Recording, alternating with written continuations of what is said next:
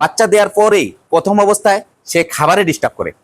খাবার এইভাবে প্রথম বাচ্চা দেওয়ার পর খাবার সাইরা দিত, কিভাবে খাবার দিয়া দিয়া আস্তে আস্তে আস্তে আস্তে খাবার ধরাইতে হইতো। পেটটা যখন দুই দিক দিয়া মানে এইভাবে বাইসা উঠবে, তখন আর মনির বডি শুকনা দেখা যাবে না। ঠিক আছে, মনির কার কার এই স্পিড গানটা লাগবে, আপনারা আমারে ফোন দিয়ে, আপনাদের কোনো কাজ পাইতেছেন না, আপনাদের কিছু টাকা আছে, ওই টাকা দিয়ে যদি পারেন একটা গাবি কিনেন বা একটা বগনা কিনেন, এগুলার তাহলে। আসসালামু আলাইকুম বন্ধুরা, রমজান মাস আসলে ভিডিও নিয়ে আসতে পারতেছি না। আমার মায়ের ভাইয়েরা কিছু কিছু কমেন্ট করতেছে, হ্যাঁ, যে আমাদের মায়ের বাইরে দেখতেছি না। তো চিন্তা করলাম ভিডিও একটা না দিলেও হয় না। আর মনির আপডেট জানতে চাইছেন, খামারের আপডেট জানতে চাইছেন। তো আলহামদুলিল্লাহ খামারের আপডেট সবকিছুই ভালো আছে, মনির আপডেটটাও ভালো আছে। তো কিছু জিনিস আজ শেয়ার করবো আপনাদের সাথে। প্রথম, যেই আপনাদের ঘরের বা বাইরের প্রথম বিয়ানের গাবিগুলা, বগনা থেকে প্রথম যেই গাবিগুলা হয়, ওই গাবিগুলা আপনার বাচ্চা দেওয়ার পর খুবই একটা ডিস্টার্ব করে।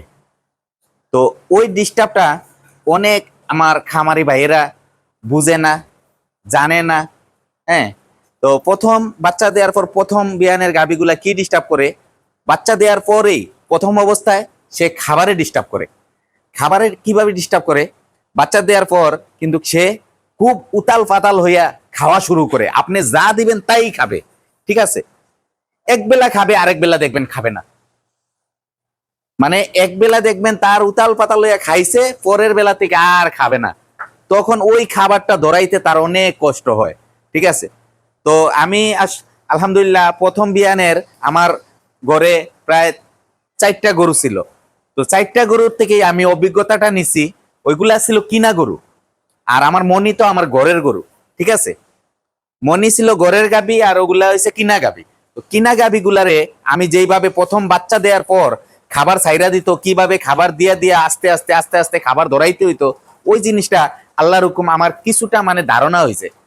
তো ওই ধারণার থেকে আমার মনিরেও আলহামদুলিল্লাহ এখন একটু মানে বাচ্চা দেওয়ার পর মনিও ডিস্টার্ব করছে। মনির ডিস্টার্ব করার পর আমি কিন্তু তার দুধের চিন্তা করতেছি না, মনির দুধের চিন্তা করতেছি না। একটাবার একটু দেখা দাও মনিরে, মনির আসলে বডি এখন একদম মানে শুকনা, কিন্তু আমি খাবার কন্ট্রোলে রাখছি পুরোপুরি। খাবারটা যখন দইরা নিবে, পেটটা যখন দুই দিক দিয়ে মানে এইভাবে বাইসা উঠবে, তখন আর মনির বডি শুকনা দেখা যাবে না। ঠিক আছে, মনির বডি শুকনা দেখা যাবে না। কিন্তু আমি জানি এখন শুকনা দেখা গেলেও কিন্তু পরবর্তীতে যখন খাবারটা তার ভিতরের নাড়ি বুড়িগুলো যখন একটু শুকায়া যাবে, কারণ বাচ্চা দিছে সে আজ 9 দিন, হ্যাঁ, যখন তার শরীরটা একটু শুকাবে, যখন শরীরটা টানবে মানে ভিতরটা যখন টানবে, তখন তার খাবার টাবার দিলে, হ্যাঁ, দানাদার খাবার দিলে বডিটা আবার স্বাভাবিক জায়গাতে চলে আসবে। ঠিক আছে, তো আলহামদুলিল্লাহ আমার মনি এখন 2 বেলা 3 বেলা দুধ দহন করতেছি, 3 বেলা দুধ দহন করতেছি। 3 বেলাতে মাশাল্লাহ বলবেন সবাই, 18-20 লিটার চলে আসছে। ঠিক আছে, দোয়া করবেন সবাই। তো আমার মায়াবিটাও আলহামদুলিল্লাহ রেডি হয়ে যাইতেছে। মায়াবিও কিছুদিন আগে ময়লা ভাঙছে, হ্যাঁ, বিষ দেই নাই, হ্যাঁ। আর এদিকে আছে যে আমার সোহাগের বোনটা, সেও কিন্তু আস্তে আস্তে বড় হয়ে যাইতেছে। ঠিক আছে, আর এদিকে আছে আমার মানিক আছে এদিকে, আর এই যে আমার জার্সিটা আছে এদিকে।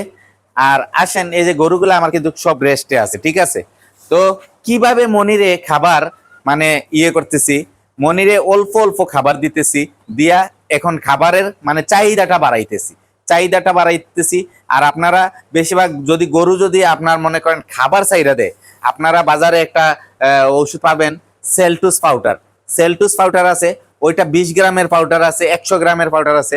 আপনারা সেলটুস পাউডারটা 20 গ্রামের পাউডার হাতে তালুতে নিয়ে মুখে একদম জিব্বাতে উপরে মানে জিব্বার ভিতরে হাত দিয়ে ঘষায় লাগাইয়া দিবেন।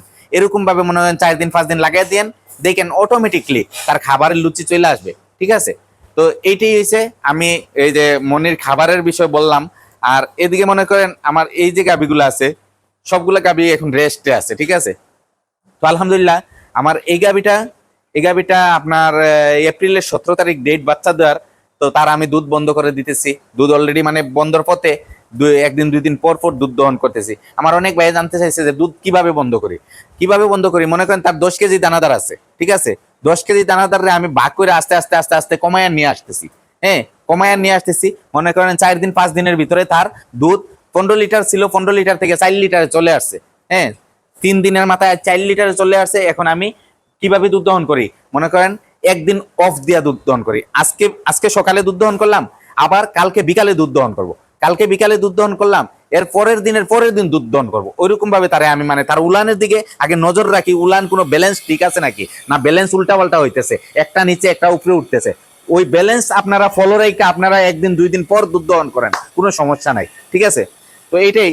আর বিশেষ করে একটা জিনিস আজ দেখাইতেছি, এই যে আমার পানির যে স্পিড গান, পানির যে স্পিড গানটা, এই স্পিড গানটার জন্য অনেক ভাই আমারে নক দিছেন, অনেক ভাই আমারে ফোন দিছেন যে আলমগীর ভাই আমি আগে একটা নিছিলাম, এখন আবার আরেকটা লাগবে। হ্যাঁ, তো বিশেষ করে আমি তো এটা আমি 20টার অর্ডার দিয়ে আনছিলাম, 20টার অর্ডার দিয়ে আনার সাথে সাথে আমি সব ভাইদের তুলে দিয়ে দিচ্ছি, আমার কাছে অবশিষ্ট একটাও নাই, ঠিক আছে। তো এখন আমার কিছু ভাইয়েরা আবার আমার এইটার জন্য নক দিতেছেন, এই যে পানির স্পিড গানটা। তো কার কার লাগবে, কার কার এই স্পিড গানটা লাগবে, আপনারা আমারে ফোন দিয়ে আপনাদের নাম ঠিকানা সবকিছু দিবেন, আর আমার বিকাশ নাম্বার দিব, বিকাশে টাকা দিয়ে দিবেন। আমি এইটা আইনা আপনাদের ঠিকানা মতো আগের মতো জায়গায় জায়গায় জায়গায় জায়গায় আমি পৌঁছে দিব, ঠিক আছে। তো আসলে রমজান মাস, এখন বেশি কিছু বলবো না।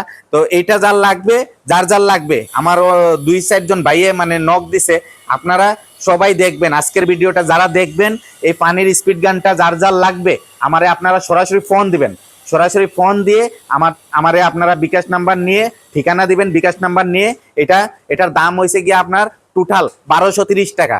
আপনার কুরিয়া চার্জ আর লাগবে না। আগের বার আমি কুরিয়া চার্জ নিয়ে একটা বিভ্রান্তি পড়ছিলাম, এবার আর কুরিয়া চার্জ সহ 1230 টাকা পড়বে এক পিসের দাম, 1230 টাকা এক পিসের দাম পড়বে।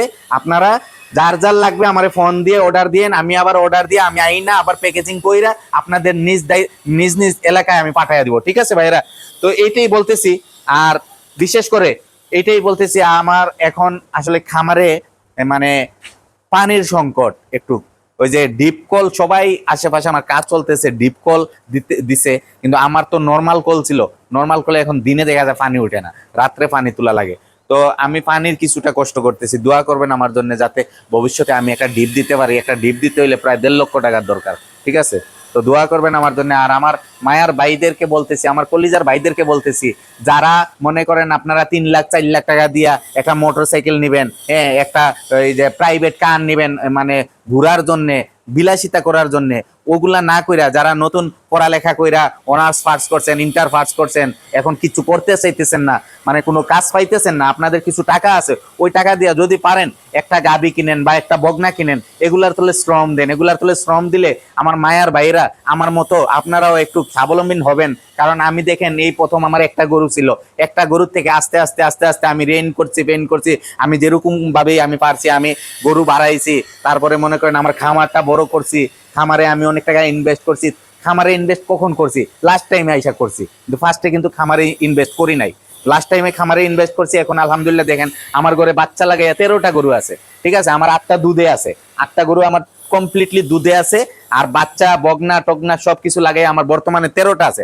আলহামদুলিল্লাহ আগামী মাসে যদি আমার এইটার একটা বাচ্চা আসে আমার 14টা হবে। তো ওইরকম ভাবে এখানে গাবিও অনেকগুলো আমার ইয়ে আছে, গাবিন আছে, ঠিক আছে, চেক দিব, আপনাদেরকে দেখাবো। তো বন্ধুরা দোয়া করবেন সবাই, সবাইকে রমজান মুবারক। আসসালামু আলাইকুম রহমতুল্লাহি ওয়া বারাকাতুহু।